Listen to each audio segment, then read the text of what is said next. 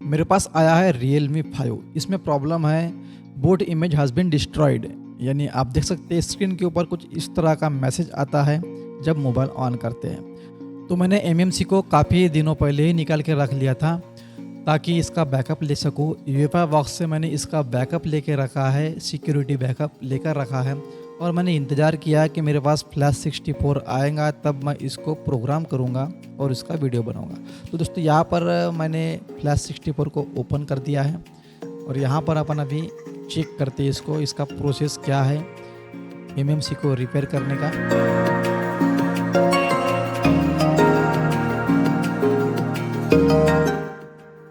तो दोस्तों आप देख सकते हैं यहाँ पर इसका जो लाइफ टाइम है, दोनों के दोनों लाइफ टाइम इसका ख़त्म हो चुका है। एसएलसी और एमएलसी दोनों का दोनों ख़त्म हो चुका है, इसमें कोई भी लाइफ इसका नहीं बचा हुआ है। तो इसको हमें रिपेयर करना है और 0 to 10 के ऊपर इसको लाना है, तब ये फ़ोन ऑन होगा।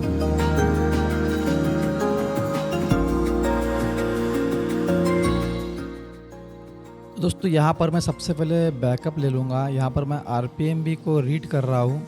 इसके लिए मैं डेस्कटॉप के ऊपर एक Realme 5 का फ़ोल्डर बना लूँगा और इस फ़ोल्डर में सारी की सारी फाइल मैं सेव करके रख दूँगा। यहाँ पर बूट ए और बूट बी सबको रीड करके रखना है। अगर आप यूज़र एरिया फाइल को अगर रीड करते, फुल डंप रीड करते हैं यूज़र एरिया को, तो अगर मान लो आपका फ़ोन हैंग ऑन लोगों के ऊपर अटका हुआ है या फिर रिस्टार्ट हो रहा है, ऐसी कंडीशन में अगर आप यूज़र एरिया फाइल को फुल रीड करते हैं तो फुल रीड में यूज़र डाटा डिलीट नहीं होगा। अगर फ़ोन जब ऑन करेंगे उस समय पे 90% चांस होते हैं डाटा बचने के, या फिर कभी कभी फ़ोन ऑटोमेटिक रिकवरी मोड में जाके फैक्ट्री रीसेट भी हो जाता है, लेकिन चांस काफ़ी ज़्यादा रहते हैं डाटा बचने के। यूज़र को फुल रीड करने का फ़ायदा यह है कि उसमें सिक्योरिटी आ जाती है, अलग से हमें सिक्योरिटी बैकअप लेना नहीं पड़ता। यहाँ पर दोस्तों एफएपीयू फाइल को मैं रीड कर रहा हूँ। यहाँ पर एनेबल स्मार्ट पैच के ऊपर क्लिक करके रखना है, मार्क करके रखना है, उसके बाद ही इसको रीड करना है। आरपीएम भी की जब हम रीड करेंगे तब ये फाइल काम में आएगी। ठीक है, यहाँ पर पावर डाउन हो चुका है तो मैं इसको फिर से रिकनेक्ट कर रहा हूँ।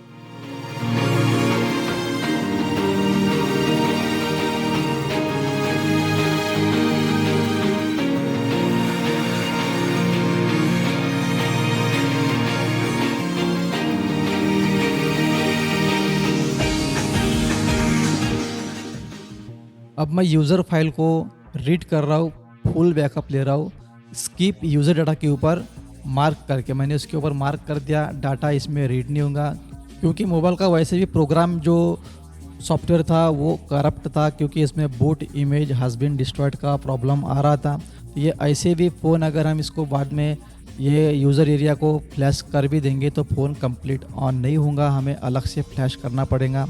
लेकिन मैं फुल बैकअप इसलिए ले रहा हूँ क्योंकि यहाँ पर सिक्योरिटी भी साथ में आ जाएंगी और फ्लैश 64 में ज़्यादा समय नहीं लगता, बहुत कम समय में काम हो जाता है। तो यहाँ पर दोस्तों ये पूरी फाइल रीड हो चुकी है। अब मैं यहाँ पर एक टेक्स्ट फाइल बना लिया, इसमें आरपीएम की हम रीड करेंगे। ठीक है, तो यहाँ पर दोस्तों ये बता रहा है कि हमें आरपीएम की रीड कैसे करना है, ये बता रहा है यहाँ पर। तो मैं जैसे यहाँ पर दिखाया वैसे मैं यहाँ पर फॉलो करूँगा इसको। मैंने जो फाइल रीड किया है ये एफएपीयू फाइल, उसको मैंने यहाँ पर सेलेक्ट कर दिया और ये फ्लैश हो गई एफएपीयू फाइल। उसके बाद मैं इसको फिर से रिकनेक्ट करके देख रहा हूँ।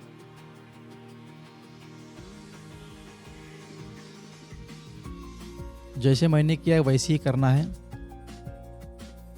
ठीक है, जैसे यहाँ पर बताया मैंने वैसे ही किया। उसके बाद मैं यूज़ आरपीएम की के ऊपर क्लिक किया और रीड आरपीएम की के ऊपर क्लिक किया। तो यहाँ पर दोस्तों ये आरपीएम की निकल के आ गया, मैं इसको कॉपी कर लिया।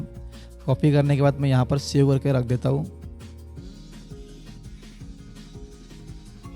अब मैं फिर से यहाँ पर एमएमसी को कनेक्ट कर रहा हूँ।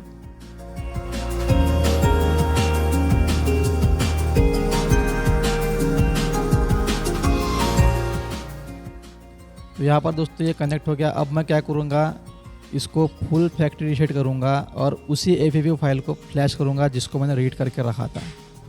आपने देखा होगा मैंने 2 जगह के ऊपर मार्क करके रखा है, स्मार्ट एनेबल स्मार्ट पैचेस और फुल फैक्ट्री रीसेट के ऊपर मैंने मार्क किया इस बार, और इस बार वही जो मेरी फाइल थी मेरे पास FFU फाइल, में उसी को इसके ऊपर फ्लैश कर दिया। अब इस बार ये RPM भी क्लीन हो जाएगा, इसका RPM भी की जो होता है वो भी डिलीट हो जाएगा। उसके बाद हम इसको दोबारा से RPM भी की प्रोग्राम करेंगे इसमें। जैसे UEFI में होता है RPM भी क्लीन, जैसे हम करते हैं सैमसंग के MMC का, वैसे ही इसमें भी होता है। तो ये आप देख सकते हैं RPM भी नॉट प्रोग्राम दिखा रहा है। उसके बाद यहाँ पर हेल्थ भी रिपेयर हो चुका है। तो ये दोस्तों RPM भी क्लीन हो चुका है। तो अब हमें इसके ऊपर फिर से वही की जो होती है उसको यहाँ पर राइट कर देना है। यहाँ पर हम पहले मैच कर लेंगे, वहाँ पर जो की दिखा रहा है क्या हुआ वही है या नहीं है। यहाँ पर देख सकते हैं दोस्तों, यहाँ पर वही की ऑलरेडी दिखा रहा है पहले से ही, हमें अलग से कोई कॉपी पेस्ट करने की ज़रूरत नहीं है। यहाँ पर ये सॉफ्टवेयर हमें खुद ही सिखाता है कि हमें क्या क्या यहाँ पर करना है। ठीक है, आप देख सकते हैं यहाँ पर ये बता रहा है कि आपको क्या क्या सेटिंग करनी है, उसके बाद क्या क्या यहाँ पर होने वाला है, ये सब ये सॉफ्टवेयर ही बता देता है। यहाँ पर दोस्तों RPM भी काउंटर 0 हो चुका है, यानी हमने RPM भी की जो होती है उसको प्रोग्राम कर डाले यहाँ पर, और यहाँ पर दोस्तों RPM भी काउंटर 0 हो चुका है। तो हम यहाँ पर मैं RPM भी फाइल को भी फ्लैश कर सकता हूँ, लेकिन मैं RPM भी फाइल को फ्लैश नहीं करूँगा। यहाँ पर बूट A, बूट B और यूज़र फाइल को मैं सिर्फ फ्लैश करूँगा और CSD फाइल को फ्लैश करूँगा। अब यहाँ से मेरे हाथों ये गड़बड़ हो गई है। मुझे यहाँ पर सबसे पहले यूज़र फाइल को फ्लैश करना था, लेकिन मैंने बूट A, बूट B और CSD फाइल को फ्लैश किया। आपको ऐसा नहीं करना है। अगर आप चाहते हैं कि फ़ोन नॉर्मल MMC बोर्ड में लगाने के बाद डायरेक्ट ऑन ही हो जाए तो इसका प्रोसेस अलग होता है। यहाँ पर हमें सबसे पहले यूज़र फाइल को फ्लैश करना है, उसके बाद बूट A, बूट B और CSD फाइल को फ्लैश करना है, तो फ़ोन नॉर्मली ऑन हो जाएगा। अलग से हमें फ्लैश करने की ज़रूरत नहीं पड़ेगी। अब यहाँ पर जो दोस्तों मैंने प्रोसेस किया है, इस प्रोसेस में हमें UMT से अलग से फ्लैश करना पड़ता है, क्योंकि मैंने जो प्रोसेस किया इस प्रोसेस में फ़ोन ऑन नहीं होगा।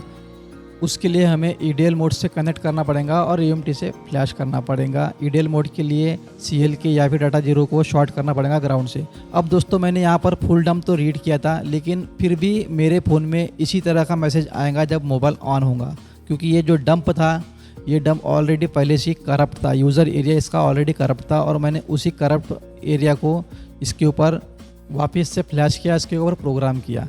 तो हमारे MMC तो रिपेयर तो हो गया, फिर भी इस तरह का मैसेज आएगा, क्योंकि हमने जो डंप लिया है वो डंप करप्ट है ऑलरेडी, लेकिन डंप फ्लैश हमने कर लिया है। तो अभी हमें क्या करना है, उसी डंप से उसका मॉडल नंबर पता करना है और उसकी फ्लैश फाइल पता करनी है कि इसका फर्मवेयर कौन सा है, कौन से मॉडल का है, उसका जो नंबर होता है RMX कौन सा है, वो हमें चेक करना है। तो उसके लिए एक दूसरा सॉफ्टवेयर आता है, उसको डाउनलोड करना है। उसको डाउनलोड करने के बाद हम पता करेंगे कि हमारा जो यूज़र फाइल होता है उसके अंदर से मॉडल नंबर कैसे निकालें।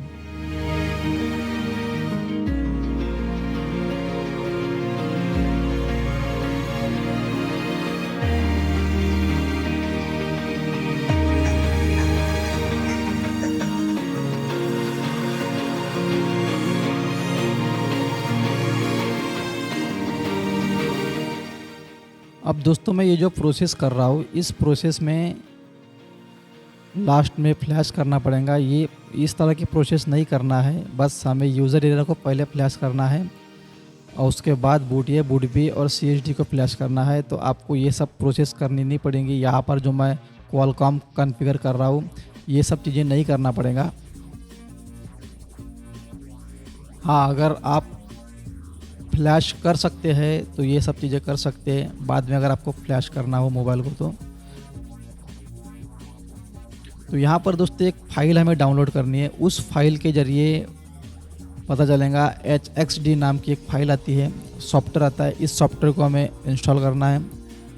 उसके बाद जो यूज़र फाइल जो मैंने रीड किया था फुल डंप, उसको यहाँ पर फाइल को ओपन कर देना है और यहाँ से हम सर्च करेंगे।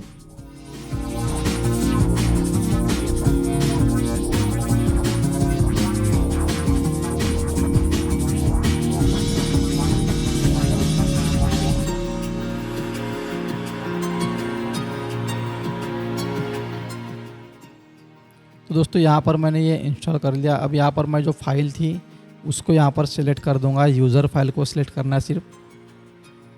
ये ओपन कर लिया। अब यहाँ पर सर्च का ऑप्शन दिख रहा है, उस सर्च के आइकॉन के ऊपर क्लिक करना है और वहाँ पर लिखना है हमें RMX। और ये मैंने सर्च कर लिया और यहाँ पर ये मॉडल नंबर अभी दिखने लग गया है। ठीक है, तो ये हमारा मॉडल है 1911 RMX 1911। इसका फाइल मैं डाउनलोड कर लूँगा क्योंकि मेरा फ़ोन नॉर्मल ऑन नहीं होगा। अगर आपके पास ऐसा फ़ोन आता है जो हैंग ऑन लोगों के ऊपर अटका हुआ है या फिर रिस्टार्ट हो रहा है, तो वो डाटा के साथ आप उसको ऑन कर सकते हैं। मेरा फ़ोन ऑन नहीं होगा क्योंकि ये ऑलरेडी करप्ट है। इसका सिस्टम जो था वो करप्ट था, तो वो ऑन नहीं होगा। मैंने भले ही फुल डंप रीड किया लेकिन वो ऑन नहीं होगा। तो मैं यहाँ पर UMT से फाइल एक्सट्रैक्ट कर रहा हूँ, OFP फाइल को, और फिर इसको मैं डायरेक्ट फ्लैश कर दूंगा फ्लैश 64 से। यहाँ पर मैं ये फाइल सेलेक्ट करूँगा Qualcomm XML।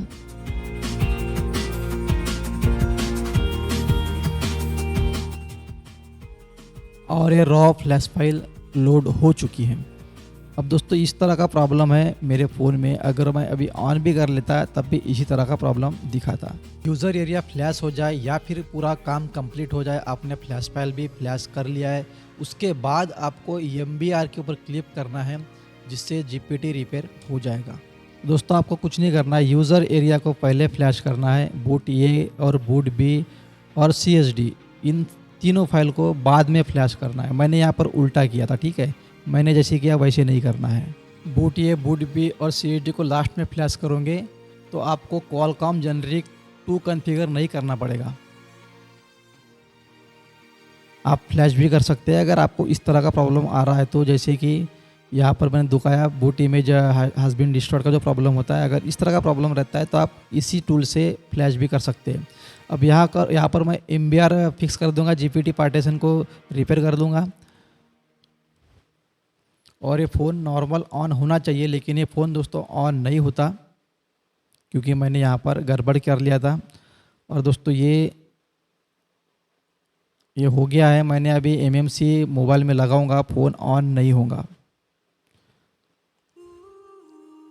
क्योंकि मैंने उल्टा किया था। मैंने यूज़र एरिया को पहले फ्लैश करना था, मैंने यूज़र एरिया को पहले फ्लैश नहीं किया। तो ये दोस्तों मोबाइल ऑन नहीं हुआ। आप देख सकते हैं फ़ोन ऑन नहीं हुआ।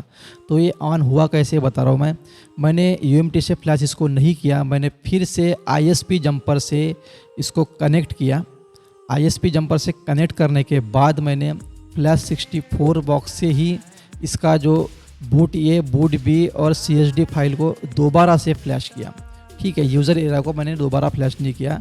तो अगर आपके पास भी ऐसा कोई फ़ोन आता है तो आपको पहले बूट A, बूट B और CSD फाइल को फ्लैश नहीं करना है, यूज़र एरिया को पहले फ्लैश करना है, उसके बाद आपको बूट A, बूट B और CSD को फ्लैश करना है। अब अगर आप ऐसा करते हो तो आपका मोबाइल 100% ऑन हो जाएगा, डायरेक्ट बिना कुछ किए ऑन हो जाएगा। मदरबोर्ड में MMC को इंस्टॉल कर देना है, सोल्डर कर देना है तो फ़ोन डायरेक्ट ऑन हो जाएगा। मैंने उल्टा किया था इसलिए मेरा फ़ोन ऑन नहीं हो पाया। अब मुझे ISP करने की भी ज़रूरत नहीं पड़ती। अगर मैं UMT से EDL मोड से फ्लैश भी करता तब भी मेरा फ़ोन ऑन हो जाता, लेकिन मैंने ISP से जंपर करके बूट A और बूट B और CSD को फ्लैश किया। और दोस्तों ये फ़ोन अभी ऑन हो चुका है। इसका बैटरी काफ़ी लो है, 1% बैटरी है इसका।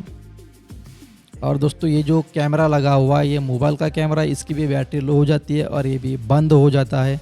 तो मैं अपने फ़ोन से रिकॉर्डिंग स्टार्ट कर देता हूँ और अपने फ़ोन से अब दिखाऊंगा। ये पूरा कंप्लीट ऑन होगा। इसमें मैं FRP लॉक नहीं हटाया था तो इसमें FRP लॉक आएगा, इसमें मैं कोड डालूंगा और इसका FRP हटा दूंगा। दोस्तों वीडियो अच्छा लगा, जानकारी अच्छी लगी तो वीडियो को लाइक कर देना। चैनल पर अगर आप नए हो तो सब्सक्राइब जरूर कर देना और हमारे फेसबुक पेज को फॉलो करना ना भूलिए। तो मिलते हैं दोस्तों ऐसे किसी नई वीडियो के साथ, तब तक के जय हिंद, जय भारत।